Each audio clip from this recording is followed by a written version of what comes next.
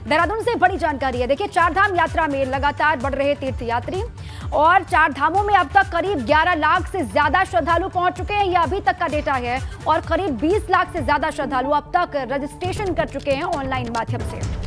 बिल्कुल, रजिस्ट्रेशन के ही चारधाम यात्रा के जो यात्री हैं उनके आंकड़े भी बता रहे हैं और कुल मिलाकर के रजिस्ट्रेशन के बाद ही यात्रा पर आया जा सकता है, ये कहना है प्रशासन का।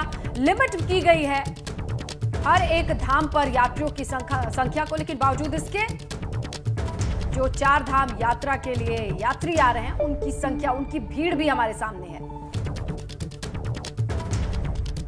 देखिए, अब इस खबर पर ज्यादा जानकारी हमारे सहयोगी पंकज से लेते हैं। कई श्रद्धालु बिना रजिस्ट्रेशन के ही चार धाम यात्रा पर आ रहे हैं। पंकज, क्या किया जा रहा है इनके लिए? देखिए, इन सभी श्रद्धालुओं को वापस भेज दिया जा रहा है। कल भी उत्तरकाशी का जो एरिया है जहां से यमुनोत्री और गंगोत्री की यात्रा शुरू होती है, वहां से कई यात्रियों को वापस भेजा गया है जो बिना रजिस्ट्रेशन के आ रहे थे। कुछ ऐसे यात्री हैं जो बिना रजिस्ट्रेशन के आ जाते हैं, उनको ऋषिकेश में ही चेकिंग किया जाता है, लेकिन वो कुछ और बात कहकर यात्रा की बात न बताकर आगे निकल जाते हैं, उन्हें फिर यात्रा पर नहीं जाने दिया जाता है। तो ऐसी स्थिति में उन सभी यात्रियों को अब ये कहा गया है कि पूरी तरह से रजिस्ट्रेशन की प्रक्रिया को ही पालन करके उसके बाद ही चारधाम यात्रा पर आए कुछ। लेकिन उसके बावजूद अगर दूसरी चीज देखें तो कई ऐसे लोग हैं जो ग्रामीण क्षेत्रों से आते हैं, देश के अलग अलग हिस्सों से आते हैं, उनको रजिस्ट्रेशन प्रक्रिया के बारे में जानकारी नहीं होती है कि किस तरह से ऑनलाइन प्रक्रिया करनी है।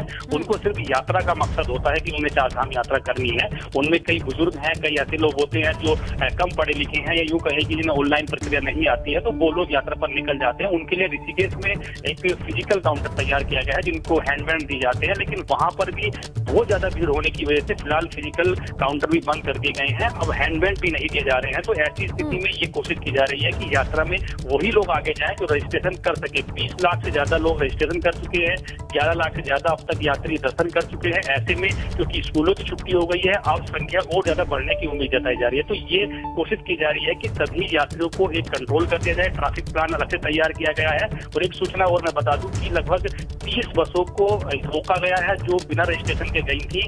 ये गंगोत्री और यमुनोत्री मार्ग पर गए थे, उनको वहां रोक दिया गया ऋषिकेश में। वो वहीं पर मौजूद है, अलग अलग जगह रुके हुए हैं। वो ये बात कह रहे हैं कि उन्हें आगे जाने दिया जाए ताकि वो यात्रा कर सके, लेकिन जब तक रजिस्ट्रेशन नहीं होगा पुलिस उन्हें आगे नहीं भेज रही है। तो इस तरह की समस्याएं लोगों को झेलनी पड़ रही है। जी ठीक है पंकज, और 3 जून के लिए 3 जून तक तो गंगोत्री, यमुनोत्री, केदार धाम में पंजीकरण नहीं करवा सकते हैं श्रद्धालु, और बद्री धाम के लिए सिर्फ अभी पंजीकरण हो रहे हैं, लेकिन तमाम व्यवस्थाएं चरमराई हुई हैं जिन पर ध्यान देने की आवश्यकता प्रशासन को भी है। शुक्रिया आपका पंकज, पूरी जानकारी। आगे बढ़ेंगे। देहरादून से बड़ी खबर है। आज चंपावत में भाजपा का ताबड़तोड़ प्रचार अभियान चलने वाला है। सुबह 11 बजे सीएम धामी के पक्ष में प्रचार करेंगे यूपी के सीएम योगी आदित्यनाथ। टनकपुर में एक बड़ी जनसभा है जिसे वो संबोधित करेंगे। टनकपुर स्टेडियम में सीएम योगी आदित्यनाथ की जनसभा होगी। बड़ी जनसभा बुलाई गई है।